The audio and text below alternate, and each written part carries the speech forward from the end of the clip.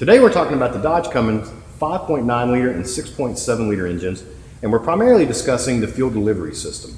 And the question's been posed to me and Ed several times by both our technicians that we speak with and our store teams that we speak with as to why we should really be looking at the fuel delivery tubes, or as some people call them, the crossover tubes, when it comes to replacing injectors.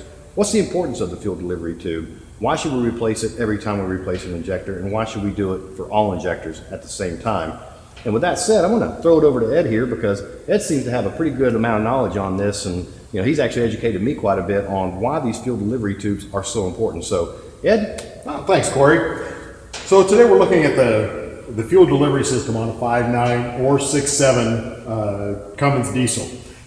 Fuel runs through the high pressure rail, through the tubes. Then we have what we call crossover tubes, fuel delivery sleeves, as a various number of descriptions for them. But basically all it is a delivery tube that delivers tube from the high pressure rail through the cylinder head and into the injector that's mounted directly inside the center of the cylinder head. Now, why are these critical? Well, for a couple of different reasons. Number one, these are what is called a scar seat. They're a one-time use only, and a lot of technicians, they don't realize that that is the case, that they should be replaced every time the torque is removed from that retaining nut. The scar seat simply means that the material of the injector body is harder than the material of the delivery tube. So when that torque is applied to that tube, it actually fits to the inside portion or the seat on the injector itself. Now there are a couple of different tubes. The original 5.9 tube was a matte gray in color. The originals actually had two buttons on them rather than the individual button now where it's been updated. When they came out with the 6.7, the 6.7s came out with a different style of tube. The only real difference is that it is a polished finish. It has now superseded the original 5.9. So we really only have one part number now to cover both applications, 5.9 and 6.7. The importance of these is that as fuel runs through them, there are also small filters in here, and they will collect any particulate.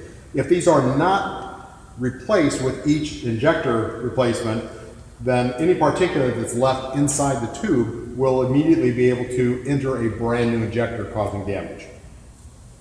So Ed, what you're saying is between the injector and this tube, one of the last lines of defense of keeping debris out of the system and out of the injector is the filtration in this tube. So if there were already debris in the tube whenever the injector was replaced, there's a good chance that the pressure that's built up could push that debris through the tube into the new injector, causing a failure pretty fast, right?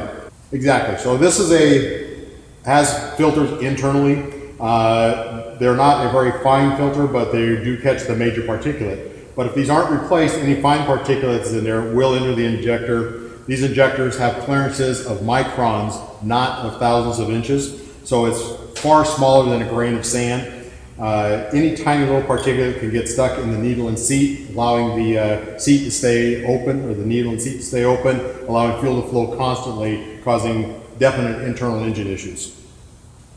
So that's really good information, Ed. And now that we've got a closer up view here, can you maybe show the viewers out there a little bit more about what you're talking about as far as the seat that's on the injector and the filter that's in the delivery tube itself? Absolutely. So inside the injector, here's the seat that we're going to be seating into. Here, the delivery tube. If you can just barely see inside, there are some blockages internally in there, filters that will catch the larger particulate to keep it from damaging the injector. As you can see on the seat here, this one has never been used. It's never been seated in all the way. This will simply fit here. The material on the tube is slightly softer than the material in the housing of the injector. So as you tighten the cap nut down at the designated 37 foot-pounds, it is enough pressure to allow this metal seat to seal against the injector body, creating your seal and holding in that pressure of the high pressure fuel delivery system on the Cummins. So I guess, Ed, what you're saying is the only thing that's really retaining all that pressure, and we're talking thousands of fuel pressure PSI running through the system, right?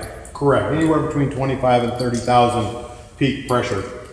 And so the only thing that's keeping that pressure built up and not leaking back is that crush fit that's going on there. If that's not going to make a perfect maintained fit, we're going to have leak back and we're going to have fuel related issues. Right. Then you're going to be building oil in the crank, or be building oil in the crankcase, which is just fuel that's running rampant inside and into the crankcase, and building your oil levels internally. And so, and here's another thing, and then you're going to hear this out there sometimes, and this is something I've heard, Ed.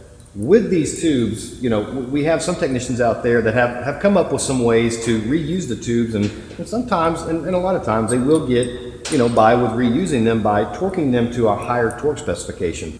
A lot of times we'll find that we'll have a technician that replaces all 6 injectors, and 5 of the reused tubes, they'll work fine reusing them once, but then they have 1 injector that won't seat properly and doesn't have the right amount of fuel pressure, and it really causes them a lot of headaches because the truck will come back, it won't be running properly, and now they have to go through a complete diagnostic process of trying to determine which injector is the one that's not building the right amount of fuel pressure. And generally speaking, that's probably related back to that delivery tube, right, Ed? Correct.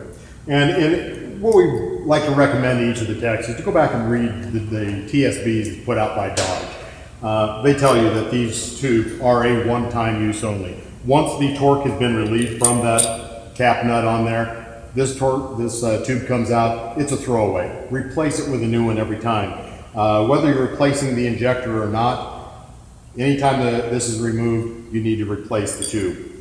It's just a very simple, very easy insurance policy to keep additional issues from occurring. Very good. So I guess the end result here and the moral of the story is whether you have a seasoned technician working on Dodge Cummins or you have a new technician that's kind of dipping their toes into diesel for the first time, we want to recommend these tubes whenever we're doing a 6.7 or 5.9 injector on a Dodge Cummins.